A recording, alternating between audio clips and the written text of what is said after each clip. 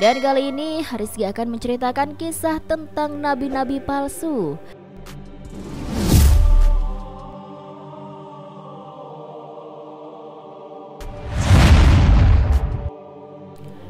Sesungguhnya akan ada 30 orang pendusta di tengah umatku.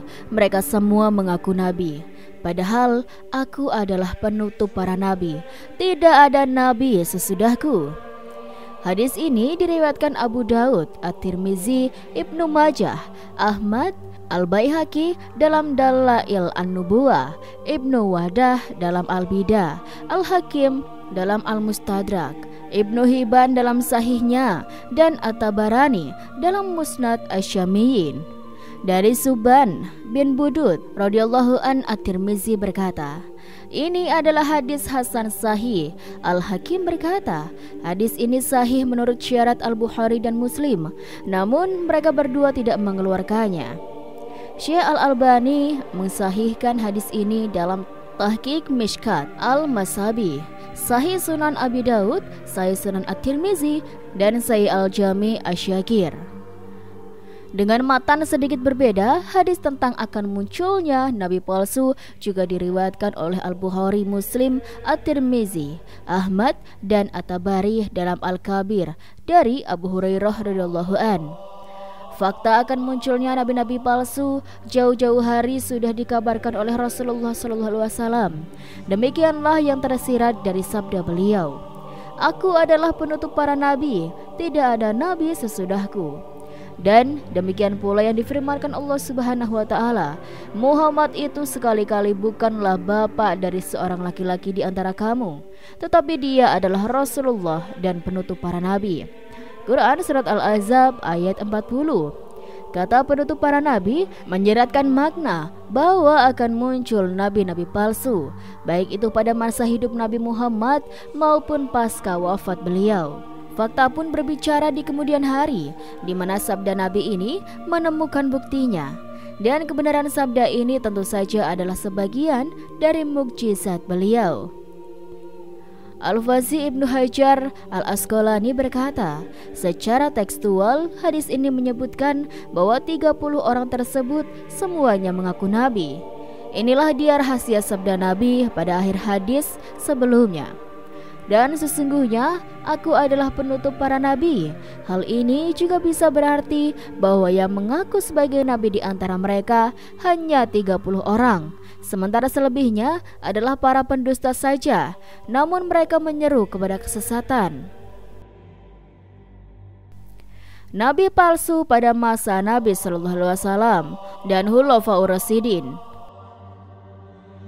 Pada masa Nabi, kemunculan nabi palsu di Yaman bernama Abdallah bin Ka'ab bin Gauts Al-Kasdab, atau yang lebih dikenal sebagai Al-Aswad Al-Ansai. Al-Aswad pernah mengirim surat kepada Rasulullah SAW.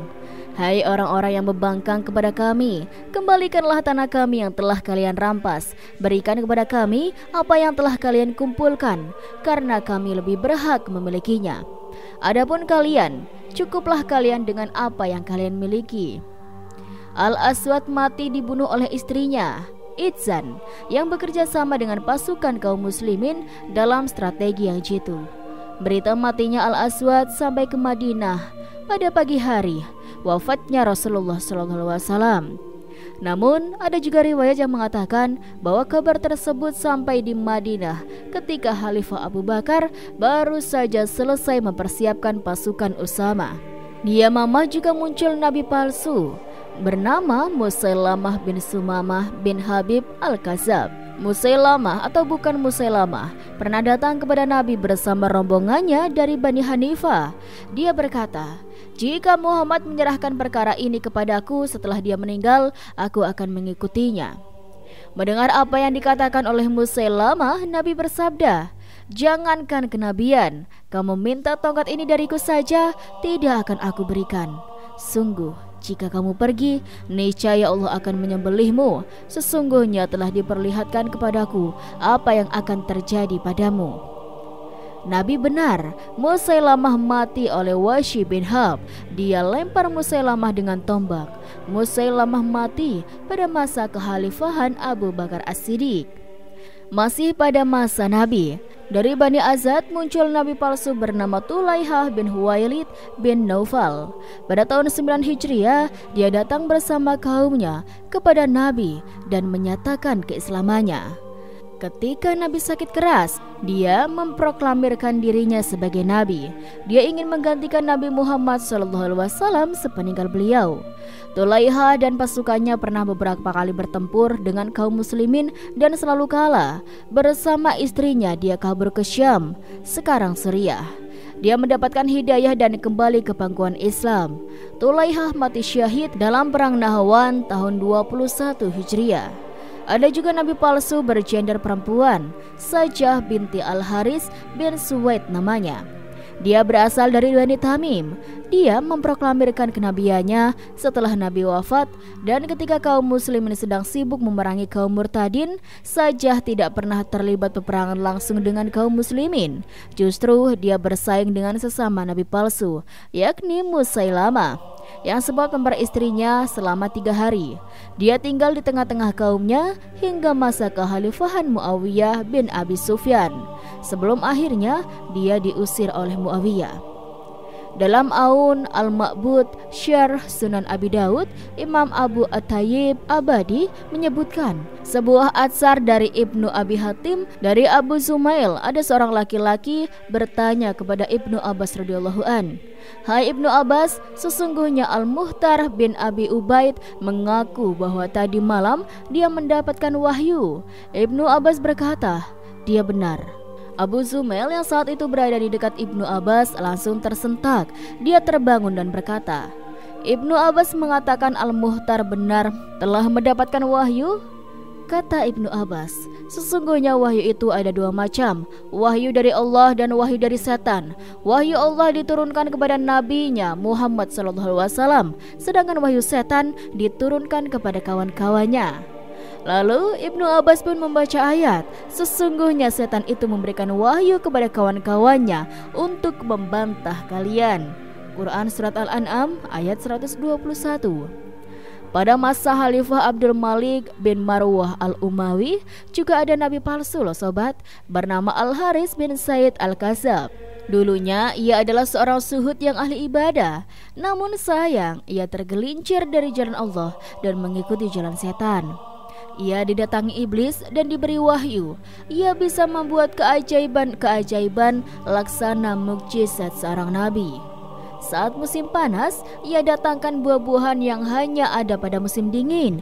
Dan ketika musim dingin, ia datangkan buah-buahan musim panas, sehingga banyak orang yang terpesona dan mengikuti kesesatannya. Al-Haris ditangkap oleh Khalifah Abdul Malik. Ia disuruh bertaubat dan diberi kesempatan untuk bertaubat. Sejumlah ulama didatangkan untuk menyadarkannya, tapi ia enggan. Ia tetap dalam kesesatannya. Akhirnya Abdul Malik pun menjatuhkan hukuman mati padanya. Al-Ala bin Ziyad berkata, "Aku tidak iri sedikit pun pada kekuasaan Abdul Malik, tapi aku iri dengan vonis matinya terhadap Al-Haris. Sebab Rasulullah bersabda, hari kiamat tidak akan terjadi sebelum muncul 30 orang dajjal pendusta yang semuanya mengaku nabi. Oleh karena itu, barang siapa yang mengaku nabi, maka bunuhlah dia. Dan barang siapa yang membunuh salah seorang dari mereka, maka ia akan masuk surga." Hadis riwayat Ibnu As-Sakir. 2 sebab munculnya nabi palsu. Setidaknya ada 2 hal yang membuat seseorang mengaku nabi dan atau mendapatkan wahyu setelah wafatnya Nabi Muhammad SAW. Pertama, karena kebodohannya, dan kedua karena nafsu duniawi. Dikarenakan kebodohan terhadap ajaran agama, seseorang yang lemah imannya sangat mudah digelincirkan setan. Dengan segala kelihayan dan kecerdikannya, setan bisa membuat seseorang merasa sangat yakin bahwa bisikan yang diterimanya adalah wahyu dari Allah melalui utusannya, Malaikat Jibril. Padahal itu tak lain adalah bisikan setan. Dan dikarenakan nafsu duniawi, baik itu motivasi materi atau kedudukan, seseorang bisa saja mengaku sebagai nabi dengan cara-cara yang dipoles sedemikian rupa. Anehnya, masih saja ada orang Islam yang percaya kepada nabi palsu. Dan tak kalah aneh, ada pula yang menganggap nabi palsu sebagai seorang mujadid. Wallahu a'lam bishawab. Jumlah 30 nabi palsu tersebut dengan perkataannya, jumlah 30 yang dimaksudkan di dalam hadis tersebut bukanlah untuk semua orang yang mengaku sebagai nabi secara mutlak, karena jumlah mereka sebenarnya tak terbatas. Tetapi yang dimaksud dengan jumlah dalam hadis tersebut ialah untuk orang yang mengaku menjadi nabi dan memiliki kekuasaan serta menimbulkan syubhat atau kesamaran. 6 kenyataan membuktikan kebenaran. Kemudian sejarah telah mencatat nama-nama pendusta yang telah disabdakan oleh Rasulullah SAW. Di antara mereka yang telah muncul ialah 1. Musailamah Al-Kadzab. Dia berasal dari kota Yamama dan mengaku menjadi nabi pada akhir zaman Nabi Muhammad SAW. Lantas beliau SAW menyuratinya dan menamainya Musailamah Al-Kadzab. Orang ini memiliki banyak pengikut dan bahaya yang ditimbulkannya terhadap kaum muslimin cukup besar, hingga ia dihabisi riwayatnya oleh para sahabat pada masa pemerintahan Abu Bakar As-Siddiq radhiyallahu an dalam perang Yamama. 2. Di Yaman muncul pula Al-Aswad Al-Ansi yang mengaku sebagai nabi, lalu dibunuh pula oleh para sahabat sebelum wafatnya Rasulullah SAW. 3. Dan muncul pula Saijah At-Tamimiyah, seorang wanita yang mengaku sebagai nabi, dan dia dikawini oleh Musailamah. Konon Saijah ini kemudian bertaubat. 4. Demikian pula Tulaihah bin Huwailid As-Sadi. Dia muncul di zaman Khalifah Abu Bakar, namun lalu ia bertobat dan meninggal di dalam agama Islam di zaman Khalifah Umar bin Al-Khattab menurut pendapat yang benar. 5. Lalu muncul pula Al-Muhtar bin Abi Ubaid As-Sakafi yang menampakkan cintanya kepada Ahlul Bait atau keluarga rumah Rasulullah SAW, serta menuntut balas atas kematian Husain bin Ali radhiyallahu an. Pengikutnya banyak sekali, bahkan dapat mendominasi kota Kufah pada permulaan pemerintahan Ibnu Zubair. Kemudian ia diberdayakan oleh syaitan sehingga ia mengaku menjadi nabi dan mengaku malaikat Jibril turun kepadanya. Dalam Sunan Abu Daud, sesudah meriwayatkan hadis mengenai pembohong-pembohong besar itu, Ibrahim An-Nakhai bertanya kepada Ubaidah As-Salmani, "Apakah engkau menganggap Muhtar ini termasuk mereka pembohong-pembohong besar itu?" Ubaidah menjawab, "Ketahuilah, ia termasuk tokohnya." 6. Dan diantaranya lagi adalah Al-Haris Al-Kadzab yang muncul pada masa pemerintahan Abdul Malik bin Marwan. Lalu dia dibunuh. Dan pada pemerintahan Bani Abbas juga muncul sejumlah pembohong. 7. Termasuk para pendusta tersebut adalah Mirza Ghulam Ahmad Al-Ghidayani dari India. Dia dilahirkan tahun 1839 Masehi atau 1840 Masehi di Kadian, India. Ia mengaku sebagai nabi dan sebagai Al-Masih yang ditunggu. Ia juga mengatakan bahwa Isa tidak hidup di langit, serta lain-lain mengaku dan ajaran batilnya.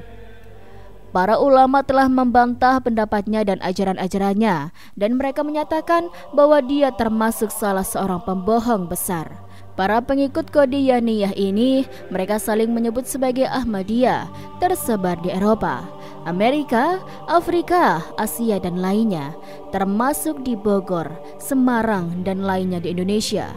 Pendusta ini memulai pengakuannya dengan sedikit demi sedikit. Mula-mula dia mengaku mendapatkan ilham, lalu mengaku sebagai mujadid atau pembaharu agama, lalu mengaku serupa dengan Nabi Isa, lalu mengaku sebagai Nabi Isa yang dijanjikan akan turun di akhir zaman. Lalu pada tahun 1901 Masehi mengaku sebagai Nabi yang sempurna kenabiannya. Lalu pada tahun 1904 Masehi mengaku sebagai Kresna. sedangkan Krishna adalah salah satu Tuhan yang disembah orang-orang Hindu. Dr. Nazir bin Abdullah Al-Kifari dan Dr. Nazir bin Abdul Karim Al-Alq berkata di dalam buku keduanya, sebagaimana telah lewat, bahwa Mirza Ghulam Ahmad memulai pengakuannya dengan sedikit demi sedikit. Oleh karena inilah orang-orang Qadianiyah sering mengelabui sebagian kaum muslimin dengan perkataan-perkataan lama Mirza Ghulam Ahmad sebelum pengakuannya sebagai nabi. Karena barang siapa mengaku sebagai nabi, dia menjadi kafir. Mereka berusaha menutupi pengakuan-pengakuannya yang baru, yang dia mengaku sebagai nabi dengan teks-teks lama tersebut. Dan sebagian penulis telah tertipu dengan hal ini. Akhir riwayat nabi palsu tersebut adalah ketika pada tahun 1907 Masehi, dia menantang Mubahala, salah seorang salafi terkenal di India yang bernama Syekh Sanaullah Al-Amritsari, yang membongkar kekafiran pendusta ini. Pada 5 April 1907, Mirza membuat tulisan yang berisi permohonan dan doa kepada Allah agar mematikan si pendusta di antara keduanya semasa salah satunya masih hidup, dan agar Allah menimpakannya penyakit semacam wabah yang membawa kematiannya. Maka Allah pun menampakkan Al-Haq dan membongkar kedustaan itu. Setelah 13 bulan dan 10 hari, datanglah apa yang dimohon oleh pendusta tersebut, dan dia mampus dengan penyakit wabah pada tanggal 26 Mei 1908 Masehi. Adapun Syekh Sanaullah masih hidup 40 tahun setelah kematian pendusta tersebut. Beliau wafat pada tanggal 15 Maret 1948. Al-Mujaz fil Adyan Al-Wazahib Al-Mu'assirah, halaman 148. Pembohong-pembohong itu akan senantiasa muncul satu persatu hingga muncul yang terakhir yang buta sebelah matanya, Dajjal. Imam Ahmad meriwayatkan dari Samurah bin Jundub radhiyallahu an, pada waktu khutbahnya pada waktu terjadi gerhana matahari yang terjadi pada zamannya, Rasulullah SAW bersabda, "Demi Allah, tidak akan datang kiamat sehingga muncul 30 orang pembohong besar, dan yang terakhir dari mereka adalah Dajjal yang buta sebelah matanya, sang pembohong besar." Hadis riwayat Ahmad dari Samurah bin Jundub. Dan di antara pembohong-pembohong besar itu terdapat 4 orang wanita. Imam Ahmad meriwayatkan dari Huzaifah bahwa Nabi Muhammad SAW bersabda, akan muncul di kalangan umatku pembohong-pembohong besar sebanyak 27 orang. 4 orang di antaranya adalah wanita, sedangkan saya adalah penutup para nabi. Tidak ada lagi nabi sesudahku. Membantah syubhat. 1. Sebagian orang berkata, memang sudah tidak ada lagi nabi setelah Nabi Muhammad SAW, tetapi yang dimaksudkan adalah nabi pembawa syariat, sedangkan nabi umati atau nabi pengikut maka masih ada. Jawabannya, perkataan ini terbantahkan dengan sabda Rasulullah SAW yang umum. Lihat pembahasan ketiga. Nabi Muhammad SAW adalah penutup seluruh para nabi. Tidak ada lagi nabi setelah beliau.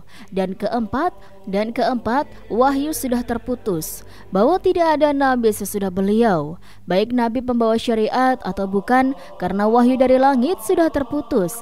Sedangkan adanya nabi itu jika mendapat wahyu dari Allah. Sabda Rasulullah SAW kepada Ali bin Abi Thalib. 2. Sebagian orang berkata, yang mendapat wahyu bukan hanya para nabi. Sebagai ibu Nabi Musa, Maryam binti Imran, maka setelah Nabi Muhammad SAW wafat, bisa jadi ada orang yang mendapatkan wahyu. Jawabannya, kesesatan ini muncul karena tidak membedakan arti wahyu menurut bahasa Arab dan arti wahyu menurut istilah agama atau syara. Karena wahyu yang diterima oleh ibu Nabi Musa, Maryam binti Imran, dan lainnya itu adalah ilham atau wahyu, pemberitahuan secara rahasia, tapi bukan wahyu syariat. 3. Sebagian orang berkata, kalau Allah tidak mengutus nabi lagi, berarti Allah kehilangan sifat berbicara? Jawabannya, Masya Allah, perkataan ini tidak keluar kecuali dari orang yang jahil terhadap sifat berbicara bagi Allah. Sebagaimana keyakinan Ahlus sunnah wal jamaah karena sesungguhnya sifat berbicara bagi Allah adalah sifat dzatiyah. Dilihat dari jenisnya, yaitu sifat yang selalu ada pada Allah, tidak pernah lepas darinya. Dan sifat itu juga sifat fi'liyah, yaitu sifat yang dilakukan sesuai dengan kehendaknya. Maka Allah berbicara kepada siapa saja yang Dia kehendaki dari kalangan makhluknya, baik malaikat, manusia atau lainnya, dan dengan cara yang Dia kehendaki, bukan harus berupa wahyu kepada Nabi, karena Dia sudah memberitakan bahwa Nabi Muhammad SAW adalah penutup seluruh para nabi, sehingga tidak ada nabi setelah beliau.